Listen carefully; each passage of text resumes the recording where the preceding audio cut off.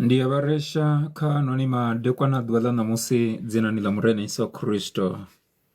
ndichiria wa rikolibu wa chilizicho watadulu tadulu rikolibu wa muzimu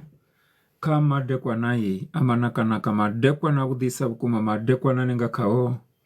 musi nena bone richikotangana kana rotangana ngoto urali mutechelesi watadulu tadulu kaba wane zitendwa na ugara dzina ni la murene Yesu Kristo madekwa na dwala na musi ndichiri awa dheni rekadeo wanaifila watadulu tadulu hapa kana kuzei kabugu ya Yakobo chapter 5 verse 13 ineyone ibalenga urali arali hunane atupea bukati hano ngarabele